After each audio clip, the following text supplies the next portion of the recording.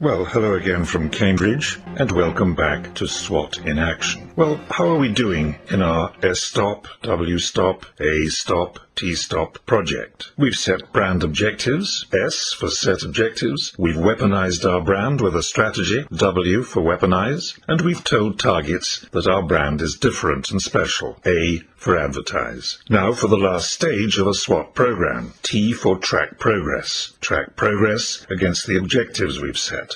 So let's revisit those objectives. We set two must-have objectives for every brand: build brand loyalty and build brand asset value.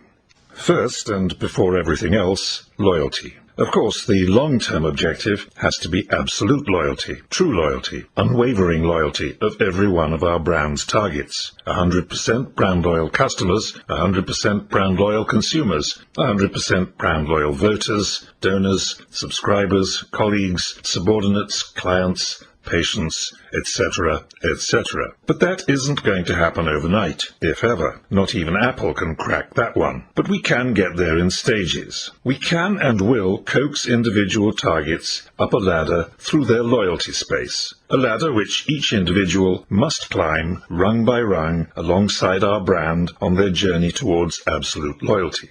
It helps to visualize the loyalty space as a vertical space through which a brand must climb with targeted individuals as they journey together from total separation, when targets are totally ignorant of the brand's very existence, to the union of true brand loyalty. The floor is the low point, the point where the brand is an unknown quantity, where a target is unaware of its existence. Here the brand has no value to the target, and no value for any owner, and of course, zero loyalty. The ceiling is the high point, where the brand has earned loyalty, where brand asset value to the owner is greatest. From floor to ceiling is a ladder, spanning the space. There are many rungs, 10 in total. One by one and rung by rung, each target must be coaxed up the ladder in 3 stages. In the first stage, the target increasingly experiences the brand. In the second stage, experience develops into trust. And in the final stage, trust ascends to loyalty. Time to climb. Bottom rung, I'm unaware of the brand's existence. Rung number 2, I've heard of the brand, aware of the name, nothing about it, could be a can of beans, smartphone, watch or a car. Rung 3, knowledge.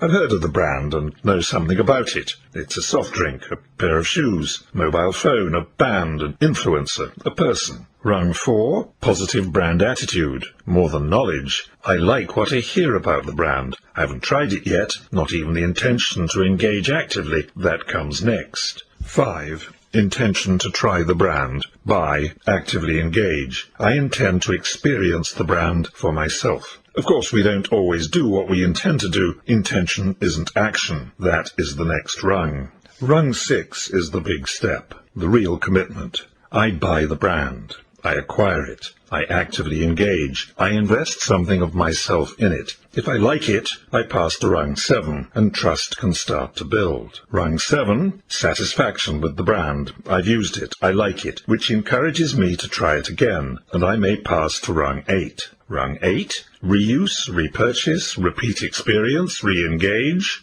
Am I as happy as the first time? Not necessarily, but if I am, I will repeat rung 8 and move towards rung 9, sustained satisfaction with the brand. On rung 9, sustained satisfaction, growing and continuously reinforced trust will carry me to the very top of the ladder, the high point of the loyalty space, brand loyalty. Let's look at a real-life example. How one ordinary dad, that was me a few years ago, climbed the rungs of the loyalty ladder with Vans shoes. Vans is a well-known and respected brand, but not to this dad until the teenage daughter says she wants new shoes. And that's the starting point. Let's call it the floor. The target? The ignorant father has no brand awareness at all. He wants to buy his daughter a pair of shoes. Any shoes will do. I'm on rung 1. When the daughter says it has to be Vans, or I leave home, I love them, best shoes on the planet, I become aware of the brand's existence. Rung 2 on the ladder, brand awareness. But all Dad knows is a brand name for some shoes, nothing else about them. Vans shoes. I do a bit of research. Vans were California skateboard shoes originally, now made in India and China. What isn't? So I climb onto the brand knowledge rung. I'm on rung number 3.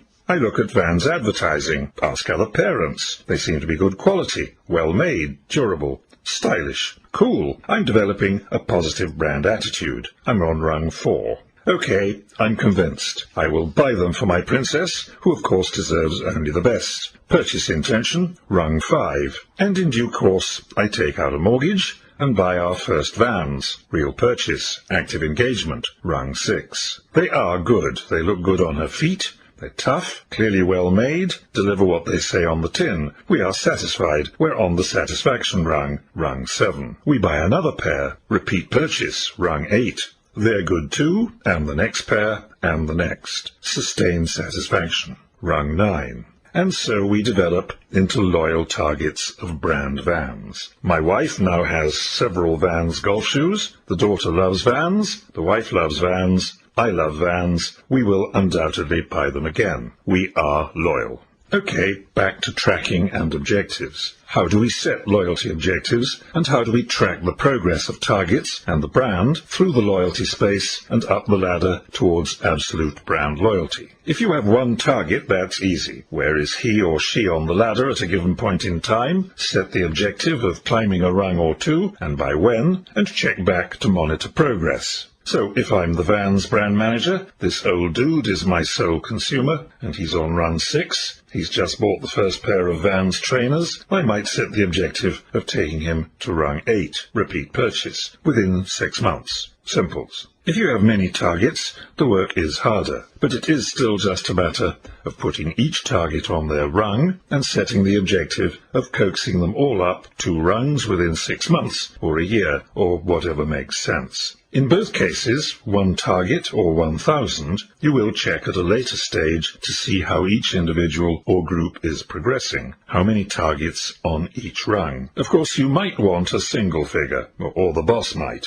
Something easy to grasp. Bosses like easy to grasp. Try a total target loyalty quotient. That's not too complicated. You can award loyalty points to each target on each rung. Say 1 loyalty point per individual on rung 1, the floor, 2 points on rung 2, 3 on rung 3, and so on, up to 10 points on rung 10 for loyalty. Add them all up and express the total as a percentage of the full loyalty potential, which is total targets in your sample times 10. That's all just a suggestion. It's over to you. If you want to open a debate on loyalty, just send me an email. But the loyalty quotient could become really useful when we come to tracking brand asset value, and particularly brand cash value. We will need to know how many loyal targets we have and how loyal they are. Let's look at that as the final step in using SWaT to track progress. Join me in SWaT Track Progress Part 2, Brand Asset Value.